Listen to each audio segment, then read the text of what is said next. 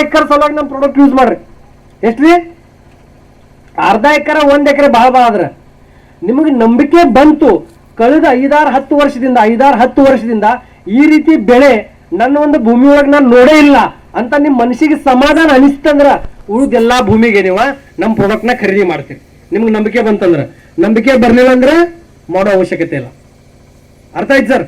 1500 ರೂಪಾಯಿ MRP price ಅದ. ಅದ್ರದ ಇವತ್ತಿನ ಆಫರ್ ಏನಪ್ಪಾ ಅಂದ್ರೆ, ಇವತ್ತು ಆಫರಿಂಗ್ ಇರೋದ್ರಿಂದ ರೈತರಿಗೋಸ್ಕರ ನಾವು ಈ ಒಂದು ಪ್ರಾಡಕ್ಟ್ ನಲ್ಲಿ 10% ಡಿಸ್ಕೌಂಟ್ ಕೊಡ್ತಾ ಇದೀವಿ. 1350 ರೂಪಾಯಿ ಒಮ್ಮೆ ಖರ್ಚು ಮಾಡಿ ನೋಡೋದ್ರಿಂದ ಏನ್ ಪ್ರಾಬ್ಲಮ್ ಅದ ಸರ್?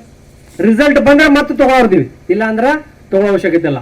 ನಾವು ಕ್ಲಿಯರ್ ಕಟ್ ಹೇಳ್ತೀವಿ, ಬರೀ ಅರ್ಧ ಎಕರ್ಗೆ ಯೂಸ್ ಮಾಡ್ರಿ. ನಿಮ್ಗೆ ನಂಬಿಕೆ ಬತ್ತಂದ್ರೆ ಮತ್ತೆ ನೀವು ಕಂಟಿನ್ಯೂ ಪರ್ಚೇಸ್ ಮಾಡ್ರಿ, ಇಲ್ಲಾಂದ್ರೆ ಮಾಡಬೇಡ್ರಿ. ಸೊ ಆ ರೀತಿ ಒಂದ್ಸರ್ತಿ ನೀವು ಟ್ರಯಲ್ ನೋಡ್ರಿ. ರೈಟ್, ಒಂದು ಜಬರ್ದಸ್ತ್ ಪ್ರಾಡಕ್ಟ್ ಅದ. ಇದ್ರ ಜೊತೆಗೆ ನೆಕ್ಸ್ಟ್ ಒಂದು ಪ್ರಾಡಕ್ಟ್ ಅದ ನಮ್ದ ಆಲ್ಫೀಡ್. ಯಾಕಂದ್ರೆ ಇದು ರೈತನಿಗೆ ಒಂದು ಸಪೋರ್ಟಿವ್ ಬಿಸ್ನೆಸ್, ಸಪೋರ್ಟಿವ್ ವ್ಯವಸಾಯ, ಸಪೋರ್ಟಿವ್ ಕೆಲಸ ಏನಪ್ಪಾ ಅಂದ್ರೆ ಹೈನು. ಹೌದಿಲ್ರಿ? ಹೈನು ಸಾಗಾಣಿಕೆ, ದನ ಕರುಗಳು ನಾವು ಸಾಕ್ತಿವಿ. ರೈಟ್, ಹಾಲಿಗೋಸ್ಕರ ಹಾಲ್ ಡೈರಿಗೂ ಹಾಕ್ತಿವಿ, ಅದರಿಂದ ದುಡ್ಡು ಸಂಪಾದನೆ ಮಾಡ್ಬೇಕಂತೇಳಿ. ಅದ್ರ ಜೊತೆಗೆ ನಮ್ದೊಂದು ಆಲ್ಫೀಡ್ ಅಂತ ಪ್ರಾಡಕ್ಟ್ ಅದ. 27 ಕಂಟೆಂಟ್ ಅದಾವ ಇದ್ರೊಳಗೆ. 27 ಕಂಟೆಂಟ್ ಅದಾವ್ರಿ. ಆರ್ಗ್ಯಾನಿಕ್ ಅದ. ಇದು ಕೂಡ ಹಾಲ ಮತ್ತೆ ಫ್ಯಾಟ ಜಾಸ್ತಿ ಮಾಡ್ತದೆ. ಹಾಲು ಮತ್ತೆ ಫ್ಯಾಟ ಜಾಸ್ತಿ ಮಾಡ್ತದ. ಪೌಡರ್ ಅದ.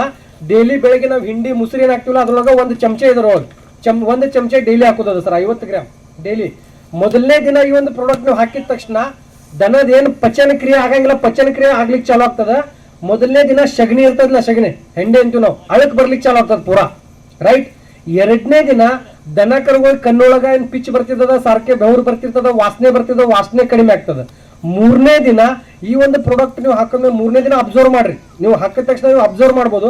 3ನೇ ದಿನ ಎಕ್ಸಾಂಪಲ್ ಇವತ್ತು ನಾವು ಎಮ್ಮಿಗೆ ಅಥವಾ ಆಕಳಿಗೆ ಗೊಂಜಾಳ ಹಾಕಿದೀವಿ ಅಂದ್ರೆ ಬೆಳಿಗ್ಗೆ ಸಗಣಿ ಒಳಗೆ ನೋಡ್ರಿ ಗೊಂಜಾಳ ಕಾಣ್ತದ.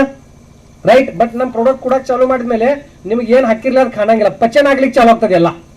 3ನೇ ದಿನಕ್ಕೆ ಎಲ್ಲ ಪಚನ ಕಂಪ್ಲೀಟ್ ಆಗ್ತದ. ಯಾವುದೇ ರೀತಿ ಏನ್ ತಿಂದಿರ್ತದ ಅದ ಸಗಣಿ ಒಳಗೆ ಕಾಣಂಗಿಲ್ಲ. 4ನೇ ದಿನ ಈ ಒಂದು ಪ್ರಾಡಕ್ಟ್ ಕ್ಯಾಲ್ಸಿಯಂದವ್ರು ಕೆಲಸ ಮಾಡಕ್ ಚಾಲು ಮಾಡ್ತದೆ. ಇವತ್ತು ದನಗಳಿಗೆ ಮೇಜರ್ ಪ್ರಾಬ್ಲಮ್ ಇರೋದೇನಪ್ಪ ಅಂದ್ರೆ ಕ್ಯಾಲ್ಸಿಯಂ ಸರ್. ಹೌದಲ್ರಿ? 4ನೇ ದಿನ ಕ್ಯಾಲ್ಸಿಯಂ ಏನು ಪ್ರಾಬ್ಲಮ್ ಅದ, ಕ್ಯಾಲ್ಸಿಯಂ ಕೊರತೆನ ತುಂಬಲಿಕ್ಕೆ ಚಾಲು ಮಾಡ್ತದ. 6 ಮತ್ತು 7ನೇ ದಿನಕ್ಕ ಫ್ಯಾಟ ಮತ್ತು ಹಾಲು ಜಾಸ್ತಿ ಮಾಡ್ತದೆ. ಕಂಪನಿದ ಗ್ಯಾರಂಟಿ ಅದ 1.5 ಲೀಟರ್. ಕಂಪನಿ ಏನಂತದೆ 1.5 ಲೀಟರ್ ಮಿನಿಮಮ್ ಹಾಲು ಜಾಸ್ತಿ ಆಗ್ತದ. ಬಟ್ ನಾವು ಕೊಟ್ಟಂತ ರೈತರಿಗೆ ಜಾಸ್ತಿ ಆಗಿರೋ ಹಾಲು ನೀವು ನಂಬ್ತಿರೋ ಗೊತ್ತಿಲ್ಲ, ಹೈಯೆಸ್ಟ್ ಜಾಸ್ತಿ ಆಗಿರೋದು 22 ಲೀಟರ್ ಆಕಳಿಗೆ. ಎಷ್ಟ್ರಿ? 12 ಲೀಟರ್ ಜಾಗದೊಳಗ 36 ಲೀಟರ್ ಕೊಟ್ಟದ. ಎಮ್ಮಿಗೆ ಹೈಯೆಸ್ಟ್ ಜಾಸ್ತಿ ಆಗಿರೋದು 12 ಲೀಟರ್, 12ರಿಂದ 13 ಲೀಟರ್ ಹೈಯೆಸ್ಟ್ ನಾವು. ಬಟ್ ಲೋಯೆಸ್ಟ್ ಏನೈತೆ 1.5-2 ಲೀಟರ್ ಗ್ಯಾರಂಟಿ 6ನೇ 7ನೇ ದಿನಕ್ಕೆ. ಫ್ಯಾಟ್ ನಿಮ್ದು 5 ಇತ್ತಂದ್ರೆ 3ರಿಂದ 4 ಪಾಯಿಂಟ್ ಜಾಸ್ತಿ ಆಗ್ತದೆ. ಫ್ಯಾಟ 3ರಿಂದ 4 ಪಾಯಿಂಟ್ ಜಾಸ್ತಿ ಆಗ್ತದ. 500 ರೂಪಾಯಿಗೆ 1 ಕಿಲೋ ಅದ ರೀ. DP ಪ್ರೈಸ್, MRP ಬೇರೆ ಅದ. ಇದನ್ನ ಪ್ರಾಡಕ್ಟ್ ಯೂಸ್ ಮಾಡಿದ್ರೆ ಮಿನಿಮಮ್ ಒಂದು ದನದಿಂದ ತಿಂಗಳಿಗೆ 3000 ರೂಪಾಯಿ ನಾವು ಎಕ್ಸ್ಟ್ರಾ ಲಾಭ ತಗೋಬಹುದು. ಒಂದು ನಿಮ್ದು ಏನು ದನ ಅದ ಆ ದನದ ಹಿಂಬಾಲ ಈ ಒಂದು 500 ರೂಪಾಯಿಗೆ ಹಾಕಿ ಈ ಒಂದು ಪ್ರಾಡಕ್ಟ್ ಯೂಸ್ ಮಾಡೋದ್ರಿಂದ ಮಿನಿಮಮ್ 3000 ರೂಪಾಯಿ ಎಕ್ಸ್ಟ್ರಾ ಲಾಭ ತಗೋಬಹುದು. 500 ರೂಪಾಯಿ ಪ್ರಾಡಕ್ಟ್ ತೆಗೆದ್ರೆ 2500 ರೂಪಾಯಿ ಜಾಸ್ತಿ ಲಾಭ, 2500 ರೂಪಾಯಿ ನಮ್ಗೆ ಲಾಭ ಆಯ್ತು. ಸೊ ಈ ರೀತಿ ಈ ಪ್ರಾಡಕ್ಟ್ಗಳವ. ರೈಟ್. ಇದು ಕೂಡ ಪೂರಾ ಆರ್ಗ್ಯಾನಿಕ್. ಇದ್ರೊಳಗೆ 27 ಕಂಟೆಂಟ್ ಅವ. ಎಂಟೈರ್ ಇಂಡಿಯಾದೊಳಗೆ ಒಂದೇ ಕಂಪ್ನಿ ಅದ ಸರ್ ಇದು ಆರ್ಗ್ಯಾನಿಕ್ ಒಳಗ. 27 ಕಂಟೆಂಟ್ ಅಂದ್ರೆ ಯಾವುದೂ ಕೂಡ ಕೊರತೆ ಇಲ್ಲ, ಏನ್ ಬೇಕೆಲ್ಲ. ಇದ್ರೊಳಗೆ ಶತಾವರಿ ಕೂಡ ಅದ ಸರ್. ಶತಾವರಿ ಅಂದ್ರೆ ಇವತ್ತು ನೀವು ಸಿಟಿ ಒಳಗೆ ಅಂದ್ರೆ ಶತಾವರಿ ಹಾಲ 200 ರೂಪಾಯಿ ಲೀಟರ್ ಅದ ಸರ್. ಈ ಪ್ರಾಡಕ್ಟ್ ಒಳಗೆ ನಾವು ಶತಾವರಿ ಕೂಡ ಹಾಕಿವಿ. ರೈಟ್. ಸೊ ಈ ರೀತಿ ಒಂದು ಕಂಟೆಂಟ್ ಇರ್ತಕ್ಕಂಥ ಪ್ರಾಡಕ್ಟ್ಗಳವ. ಸೊ ನಾವು ಹೇಳೋದು ಇಷ್ಟೇ, ಇವತ್ತು ಒಂದು ಕಂಪನಿ ಮೇಲೆ ನಂಬಿಕೆ ಇಟ್ಕೊಂಡು ರೈತರಿಗೆ ಒಳ್ಳೇದಾಗ್ಲಿ, ಭೂಮಿಗೆ ಒಳ್ಳೇದಾಗ್ಲಿ, ದೇಶಕ್ಕೆ ಒಳ್ಳೇದಾಗ್ಲಿ ಅಂತೇಳಿ ಈ ಒಂದು ಸಾವಯವ ಕೃಷಿ ಅಂಗಡಿ ಒಂದು HDC ಪರ್ಚೇಸ್ ಮಾಡಿದಂಥ ಶಿವಕುಮಾರ್ ಸರ್ ಅವ್ರಿಗೆ ಒಂದು ಚಪ್ಪಾಳೆ ಮುಖಾಂತರ ನಾವು ಧನ್ಯವಾದಗಳನ್ನ ಕೋರಬೇಕು. ರೈಟ್. ಅದೇ ರೀತಿ ಇವತ್ತು ಈ ಒಂದು ರೈತರಿಗೋಸ್ಕರ ನಮಗೊಂದು ಸಪೋರ್ಟ್ ಮಾಡಲಿಕ್ಕೆ ಈ ಒಂದು ಮೀಟಿಂಗ್ಗೋಸ್ಕರ ಈ ಒಂದು ಓಪನಿಂಗ್ ಸಲುವಾಗಿ ಟೈಮ್ ಕೊಟ್ಟಂತ ನಮ್ಮ ಪಾಟೀಲ್ ಸಾಹೇಬರು, ಕೋರೆ ಸಾಹೇಬರು, ಜಾಧವ್ ಸರ್, ಸೊ ಎಲ್ಲ ಮುಖ್ಯಸ್ಥರಿಗೆ, ಗಣ್ಯಸ್ಥರಿಗೆ ಸೊ ನಾವೊಂದು ಚಪ್ಪಾಳೆ ಮುಖಾಂತರ, ಜೋರಾಗಿ ಚಪ್ಪಾಳೆ ಮುಖಾಂತರ ಧನ್ಯವಾದಗಳನ್ನ ಕೊಡ್ಬೋದು. ರೈಟ್. ಸೊ ಇಷ್ಟು ಹೇಳಿ ನನ್ನ 2 ಮಾತನ್ನ ಮುಗಿಸ್ತೀನಿ. ಅದಕ್ಕಿಂತ ಮುಂಚೆ ನಾನು ಲಾಸ್ಟ್ ಹೇಳೋದು ಒಂದು ಸರ್ತಿ ಟ್ರೈ ಮಾಡಿ ನೋಡ್ರಿ. ಒಂದು ಸರ್ತಿ ಉಪಯೋಗ ಮಾಡಿ ನೋಡಿದ್ರಿಂದ ಏನೂ ಲಾಸ್ ಆಗಂಗಿಲ್ಲ. ಒಂದು ಬಾಟಲ್ ತಗೊಂಡು ಯೂಸ್ ಮಾಡ್ರಿ. ನಿಮಗೆ ಬೆಳೆ ಚಲೋ ಬಂತು, ಖತರ್ನಾಕ್ ಅನಿಸ್ತು ಅಂದ್ರೆ ಅಷ್ಟೇ ನೀವು ಯೂಸ್ ಮಾಡ್ರಿ. ಇಲ್ಲ ಅಳಾಟಿಯಿಂದ ಬಂದಂಥ ವ್ಯಕ್ತಿ ಅದಾರ ಗಿಡ್ಡೆ ಸರ್ ಅಂತ ಅವ್ರಿಗೆ ಕನ್ನಡ ಬರಂಗಿಲ್ಲ, ಮಹಾರಾಷ್ಟ್ರದೊಳಗೆ ಇರ್ತಾರೆ ಅವರು ಕೂಡ. ರೈಟ್. ಅವ್ರ ಭೇಟಿ ಆಗ್ಬೋದು. ನೀವು ಮರಾಠಿ ಯಾರಿಗೆ ಬರ್ತಿದ್ರೆ ಎಲ್ಲಾ ಬೆಳೆಗೋಸ್ಕರ ಎಲ್ಲ ಆಜು ಬಾಜು ಎಲ್ಲ ರಿಸಲ್ಟ್ ತೆಗೆದ್ವಿ. ಗೊಂಜಾಳ, ಜೋಳ, ಕಬ್ಬ, ಬಾಳಿ ಗಿಡ, ದ್ರಾಕ್ಷೆ ಜಬರ್ದಸ್ತ್ ರಿಸಲ್ಟ್ ಅದ ದ್ರಾಕ್ಷೆಗಂತರು. ಎಲ್ಲಾ ಬೆಳೆಗಳಿಗೋಸ್ಕರ ಒಂದೇ ಪ್ರಾಡಕ್ಟ್ ವಿವಾ ಕಿಸಾನ್ ಗ್ರೋತ್, ರೈಟ್? ಇದನ್ನ ಯೂಸ್ ಮಾಡ್ರಿ, ಭೂಮಿ ತಾಯಿನ ಉಳಿಸ್ರಿ, ರೈತರನ್ನ ಉಳಿಸ್ರಿ, ರೋಗನ ದೂರ ಮಾಡ್ರಿ ಅಂತ ಹೇಳ್ತಾ ನನ್ನ ಎರಡು ಮಾತನ್ನ ಮುಗಿಸ್ತಾ ಇದ್ದೀನಿ. ಜೈ ಹಿಂದ್, ಜೈ ವಿವಾ ಮಾರ್ಟ್, ಜೈ ಕಿಸಾನ್, ಜೈ ಜವಾನ್. Thank you very much.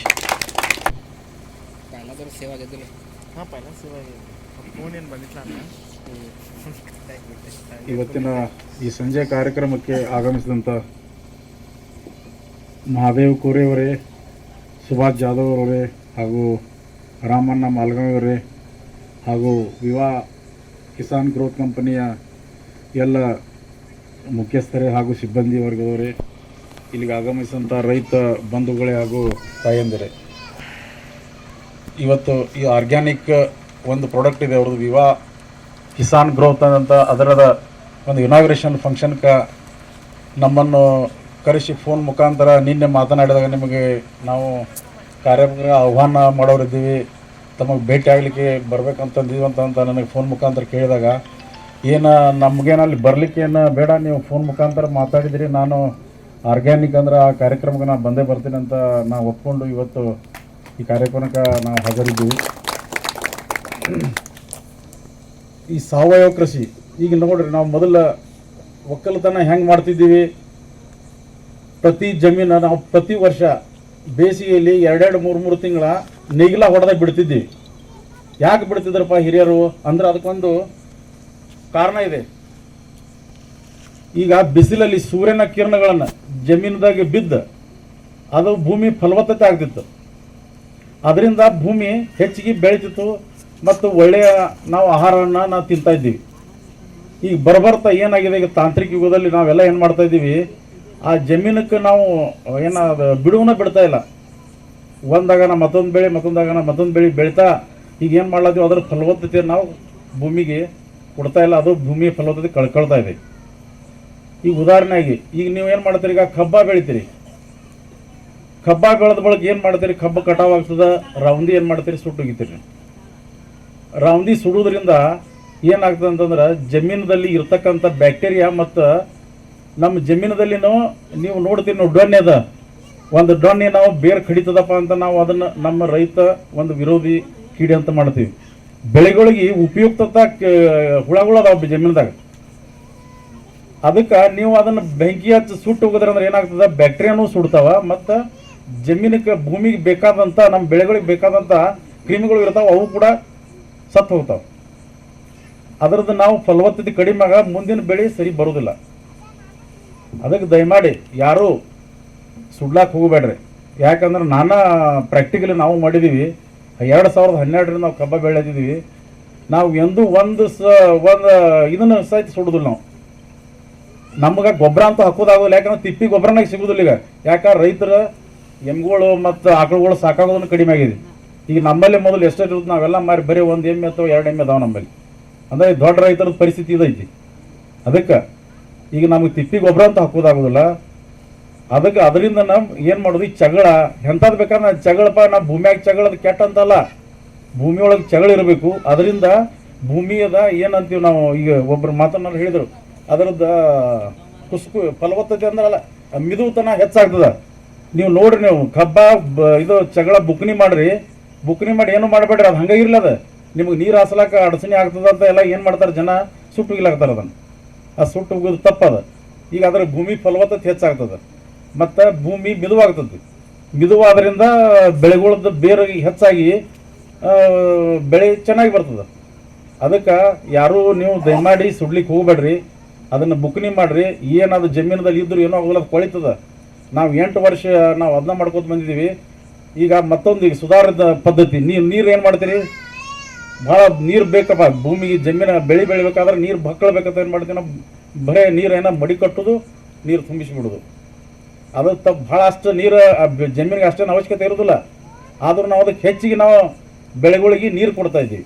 ಹೀಗಾಗಿ ಏನಾಗ್ತದೆ, ಹೆಚ್ಚಿಗೆ ಬೆಳೆ ನೀರಾದ್ರೂ ಕುಂಠಿತ ಆಗ್ತದೆ. ಎಷ್ಟು ಬೇಕು ಅಷ್ಟು.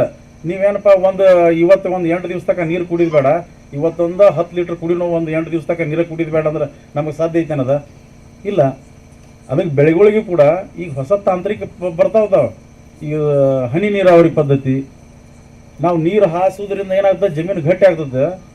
ಹನಿ ನೀರಾವರಿ ಉಪಯೋಗಿಸೋದ್ರಿಂದ ಏನಾಗ್ತದೆ, ಜಮೀನು ಮಿದುವಾಗ್ತದೆ. ಇದಾದ ಒಮ್ಮೆ ತಾಸಿನಾಗ ಹನಿ ಬಿಟ್ಟು ಭಾಳ ಏನು ಬಿಡೋದಿಲ್ಲ, ಭಾಳ ಆದ್ರೆ 1 ಡ್ರಿಪ್ಪಿಂದ 2 ಲೀಟರ್ ನೀರು ಬೀಳ್ತಾವೆ. ಅದರಿಂದ ಎಲ್ಲ ಕಡೆ ಹಸಿ ಆಗ್ತತಿ ಮತ್ತು ನೀರು ಆಳಕ್ಕೆ ಹೋಗ್ತತಿ. ನಾವು ಜಮೀನ್ದಾಗ ನೀರು ಬಿಡೋದ್ರಿಂದ ಏನಾಗ್ತತಿ, ನೀರೇನು ಹರಿದು ಹೋಗ್ತತಿ ಅಷ್ಟೇ, ಎಲ್ಲರೂ ಹೋಗಿ ಒಂದು ದಂಡಿಗೆ ನಿಲ್ತತಿ. ಅದರಿಂದ ಜಮೀನು ನೀರನ್ನು ಹೆಚ್ಚತ್ತತಿ.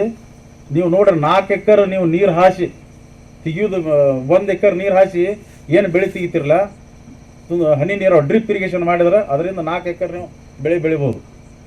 ಈಗ ಒಬ್ರು ಉದಾಹರಣೆ ಹೇಳಿದ್ರೆ ಇಸ್ರೇಲ್ ಏನದ ದೊಡ್ಡ ದೇಶ ಅಲ್ಲ, ಬೆಳಗಾವ್ ಅದು ಇದ್ರ 2 ಪಟ್ಟು ದೇಶ ಐತಿ. ಆದ್ರೆ ಅವರು ನಮ್ಮ ಜಗತ್ತಿನಲ್ಲೇ ಕೃಷಿಯಲ್ಲಿ ಫಸ್ಟ್ ಐತದ. ಅವರಲ್ಲಿ ನಮ್ಮ ಸಹಿತ ಮಳೆ ಆಗೋದಿಲ್ಲ ಅವರು. ಸೊ ನಮ್ಗಿಂತನೂ ಇಲ್ಲಂದ್ರೂ ನಮ್ಮ 4 ಪಟ್ಟು ಕಡಿಮೆ ಮಳೆ ಆಗ್ತದಲ್ಲಿ. ಅಂಥದ್ದೆಲ್ಲ ನೀರು ಸ್ಟೋರೇಜ್ ಮಾಡಿ ಅವರು ರೈತರಿಗೆ ಕೊಡ್ತಾರಂದ್ರೆ ಮಾರಿ ಕೊಟ್ಟು ನಮ್ಮ ಜಗತ್ತಿನಲ್ಲಿ ಒಂದು ಮೊದಲನೇ ಸ್ಥಾನದಲ್ಲಿ. ಅದಕ್ಕೆ ನವೀನ ತಾಂತ್ರಿಕ ಬರ್ತಾವ, ಅಂಥವೆಲ್ಲ ಉಪಯೋಗಿಸ್ಬೇಕು. ಈಗ ಒಂದು ಸಾವಯವ ಕೃಷಿಯಿಂದ ನೋಡ್ರಿ ನೀವು, ನಾವೆಲ್ಲ ಏನು ಮಾಡ್ತಾ ಇದ್ವಿ, ಬೆಳೆಗಳಿಗೆ ಔಷಧ ಹೊಡಿದು. ಈಗ ನೋಡ್ರಿ, ಇವತ್ತು ಒಂದು ಬದನೆಕಾಯಿ ಇದ್ದದ ಔಷಧ ಹೊಡೆದ್ರೆ ನಾಳೆ ಮಾರ್ಕೆಟ್ನಾಗ ಇಷ್ಟು ದೊಡ್ಡದಾಗಿಬಿಟ್ಟಿರ್ತದೆ. ಅದು ಯಾಕೆ ಆಗಿರ್ತೈತಿಪ್ಪ ಅಂದ್ರೆ ಅದಕ್ಕೊಂದು ಕೆಮಿಕಲ್ ಕೊಟ್ಟ ಬಳಕ ಅದರ ಆಕಾರ ಹೆಚ್ಚಾಗ್ತತಿ. ಅದರಲ್ಲಿ ಏನೋ ವಿಷ, ಅದನ್ನು ನಾವು ತಿಂತಾ ಇದ್ದೀವಿ. ವಿಷಯುಕ್ತ ನಾವು ಮಿಶ್ರಮಿತ್ರದ ಆಹಾರ ತಿನ್ನೋದ್ರಿಂದ ಜನರಿಗೆ ನೋಡ್ರಿ, ಈಗ ಏನರ ಸ್ವಲ್ಪ ನೆಗಡಿ ಕೆಮ್ಮ ಬತ್ತಂದ್ರೆ ಏನಾದ ಜನರಿಗೆ ಅದನ್ನು ತಡ್ಕೊಳ್ಳೋಂಥ ಶಕ್ತಿ ನಮ್ಮಲ್ಲಿ ಇಲ್ಲಾಗೈತಿ. ಯಾಕಂದ್ರೆ ನಾವು ವಿಷದ ಆಹಾರ ತಿನ್ನಲಾತಿದ್ವಿ ದಿವಸ. ಅದಕ್ಕೆ ಅದನ್ನೆಲ್ಲ ಕಡಿಮೆ ಮಾಡ್ಬೇಕಾದ್ರೆ ಇಂಥ ಆರ್ಗ್ಯಾನಿಕ್ ಪದ್ಧತಿ ಬೇಕಾಗ್ತದೆ. ಆರ್ಗ್ಯಾನಿಕ್ ಪದ್ಧತಿ ಅಂದ್ರೆ ಏನಲ್ಲ, ಈಗ ಜಗಳದಿಂದ ನಾವು ಈಗ ಎರೆಹುಳ ಗೊಬ್ಬರ ಹೇಳಿದ್ರೆ ಅದು ಎರೆಹುಳ ಗೊಬ್ಬರ, ಅಥವಾ ಮೊದಲನೇದು ಸಗಣಿ ಗೊಬ್ಬರ, ಆಕಳ ಮತ್ತು ದನಗಳ ಮೂತ್ರ. ಮೊದಲು ನೋಡ್ರಿ, ಹಿರಿಯರೆಲ್ಲ ಮೊದಲು ಏನು ಕೂಡಿಸಿದ್ರು, ಕುರಿ ಕುಣಿಸ್ತಿದ್ರಲ್ಲ ಯಾವಾಗಲೂ. ಮೊದಲು ಕುರಿ ಕುಣಿಸೋದ್ರಿಂದ ಏನಾಗ್ತದೆ, ಅದರದ್ದು ಉಚ್ಚಿ ಮತ್ತು ಅದು ಹಿಕ್ಕಿಕಾಳ ಜಮೀನಿಗಾದ ಫಲವತ್ತತೆ ಜಮೀನು ಹೆಚ್ಚಾಗ್ತಿತ್ತು. ಈಗ ಏನಾಗಿಬಿಟ್ಟತಿ, ನಾವು ಕುರಿ ಅಂತೂ ಕುಣಿಸೋದು ಇಲ್ಲ. ಯಾಕಂದ್ರೆ ಈ ಕುರುಬರು ಏನಾಗಿಬಿಟ್ಟಾರ, ಜಮೀನದಾಗ ಇರೋದಂದ್ರೆ ಹೊಲ ಆಗೈತೆ ಅವ್ರಿಗೆ. ಮನ್ಯಾಗ ಬರೋದು ದಡ್ಡ್ಯಾಗ ಕುರಿ ಕಟ್ಟೋದು ಮುಗೋದು. ಇವೆಲ್ಲ ಏನಾಯ್ತು, ನಾವು ಮೊದಲು ಹಳಿ ಪದ್ಧತಿನ ಈಗ ನಾವು ಮಾಡಿಫೈ ಮಾಡ್ತಾ ಇದ್ದೀವಿ. ಈಗ ನೋಡ್ರಿ, ಜೀವಾಮೃತ ಅಂತಂದು ಉಪಯೋಗ ಮಾಡ್ತಾರೆ. ಎಷ್ಟು ಜೀವಾಮೃತ ಅಂದ್ರೆ ಏನಿಲ್ಲ, ಎಲ್ಲ ನಾವು ಇದ್ರ ಪದ್ಧತಿನೇ. ಕಸ ಇದೆಲ್ಲ ಉಗಿದು ನೀರಿನಾಗ ಬೆಲ್ಲ ಮತ್ತು ಕಡ್ಲಿ ಹಿಟ್ಟ ಇವೆಲ್ಲ ಮಿಕ್ಸ್ ಮಾಡಿ ಒಂದು 15 ದಿವಸ ಅದನ್ನು ಕೊಳತು ನೀವು ನೀರಾಗಿ ಮಿಕ್ಸ್ ಮಾಡಿ ಬಿಡ್ರಿ, ಬೆಳೆ ಎಷ್ಟು ನೋಡ್ರಿ ನೀವು ಎಷ್ಟು ಇದಾಗ್ತದೆ, ಗ್ರೋತ್ ಆಗ್ತದೆ, ಬೆಳವಣಿಗೆ ಬರ್ತದೆ. ಎಲ್ಲ ಅಂಥದ್ದೆಲ್ಲ ಪದ್ಧತಿನೇ ಇದು ಆರ್ಗ್ಯಾನಿಕ್. ಒಂದು ವಿವಾ ಕಿಸಾನ್ ಗ್ರೋತ್ ಅಂತಂದು ಒಂದು ಲಿಕ್ವಿಡ್ ತೆಗೆದಾರ. ಅದಕ್ಕೆ ಈಗ ನಿಮ್ಗೆ ಅದನ್ನೆಲ್ಲ ಮಾಡ್ಲಿಕ್ಕೆ ಟೈಮ್ ಇಲ್ಲ ಅಂತಂದು ಇಂಥವು ರೆಡಿಮೇಡ್ ಆರ್ಗ್ಯಾನಿಕ್ ಕಂಪ್ನಿಯವ್ರು ಒಂದು ಮಾಡಿ ನಿಮಗೆಲ್ಲ ಕೊಡ್ತಾ ಇದ್ದಾರೆ. ಅದರಿಂದ ಉಪಯೋಗ ಅದ. ಯಾಕಂದ್ರೆ ನಾನು ಕೂಡ ನೋಡಿದಿನ, ನಾವು ಜೀವಾಮೃತ ಮತ್ತು ಆಕಳು ಉಚ್ಚಿ ಎಲ್ಲ ಹಾಕಿ ನೋಡಿದ್ರೆ ಬರೀ ಏನಪ್ಪ ಅದೇನು ಭಾಳ ಹಾಕೋದಿಲ್ಲ, ನೀರಿನಾಗ ಮಿಕ್ಸ್ ಮಾಡಿ ಭಾಳ ಅದ್ರಾಗ ಒಂದೊಂದು ಅರ್ಧ ಕಪ್ ಒಂದೊಂದು ಇದಕ್ಕೆ ಹಾಕೋತ ಹೋಗ್ರಿ ನೀವು, ಅದು ಬೆಳಿನ ಫರಕ್ ಆಗ್ತದೆ. ಅದಕ್ಕೆ ಎಲ್ಲ ರೈತರು ಇದು ಒಂದು ಸಾವಯವ ಕೃಷಿ, ಇದೊಂದು ಆರ್ಗ್ಯಾನಿಕ್ ಏನು ತೆಗೆದಾರಲ್ಲ ವಿವಾ ಕಿಸಾನ್ ಗ್ರೋತ್ ಅಂತ, ಅದನ್ನೆಲ್ಲ ಉಪಯೋಗ ಮಾಡಿರಿ. ಇಲ್ಲೇ ನಮ್ಮ ಡಿಸ್ಟ್ರಿಬ್ಯೂಷನ್ ಒಂದು ತೊಗೊಂಡಾರತ್ತೆ ಇವರೇ ಶಿವ ಅಂತ ನೋಡ್ರಿ. ಅದನ್ನೆಲ್ಲ ಉಪಯೋಗ ಮಾಡಿ ರೈತರಿಗೆ ಎಲ್ಲ ಕೂಡಿ ಹೊಸ ತಂತ್ರಜ್ಞಾನ ಬರ್ತಾ ಇದ್ದೇವೆ. ಅದನ್ನೆಲ್ಲ ಅಳವಡಿಸಿ ಹೆಚ್ಚಿಗೆ ಬೆಳೆ ಬೆಳೆದು ಹೆಚ್ಚಿಗೆ ಹಣಕಾಸು ದುಡ್ಡು ಬರ್ತದೆ. ಸುಮ್ಮನೆ ಹಳಿ ಪದ್ಧತಿಲಿ ಮಾಡ್ಕೋತ ಕೂಡಬೇಡ್ರಿ, ಹೊಸ ಪದ್ಧತಿಯಿಂದ ಮಾಡಿ ಹೆಚ್ಚಿಗೆ ಬೆಳೆ ಬೆಳೀರಿ. ಈಗ ಇವ್ರಿಗೆ ಕೂಡ ಹೆಚ್ಚಿಗೆ ಇಲ್ಲಿ ಮಾರಾಟ ಆಗಲಿ ಅಂತ ಅವ್ರಿಗೆ ಕೂಡ ಹಾರೈಸುತ್ತಾ ಎಲ್ಲ ರೈತರು ಬಂದಿದ್ರಿ. ನಾನು ಇಷ್ಟೇನು ಬರಲಿಕ್ಕಿಲ್ಲ ಅಂತ ತಿಳಿದ ರೈತರು ಆದರೂ ಕೂಡ ಆರ್ಗ್ಯಾನಿಕ್ ತಲೆಯೊಳಗದ ರೈತರಿಗೆ. ಅದನ್ನೆಲ್ಲ ಮುಂದಿನ ಇದರಲ್ಲಿ ನೀವೆಲ್ಲ ಅದನ್ನು ಅಳವಡಿಸ್ಕೊಂಡ್ರೆ ಎಲ್ಲರಿಗೂ ಚೆನ್ನಾಗಿ ಆಗ್ತದೆ. ಇಷ್ಟು ಹೇಳಿ ನನ್ನ ಒಂದೆರಡು ಮಾತನಾಡಲಿಕ್ಕೆ ಇಲ್ಲಿ ವಿವಾ ಕಂಪನಿಯವರು ಕರೆಸಿದ್ದಕ್ಕೆ ಅವರಿಗೆ ಧನ್ಯವಾದ ಹೇಳಿ ನನ್ನ ಒಂದೆರಡು ಮಾತು ಮುಗಿಸ್ತೇನೆ. ಜೈ ಹಿಂದ್, ಜೈ ಕರ್ನಾಟಕ.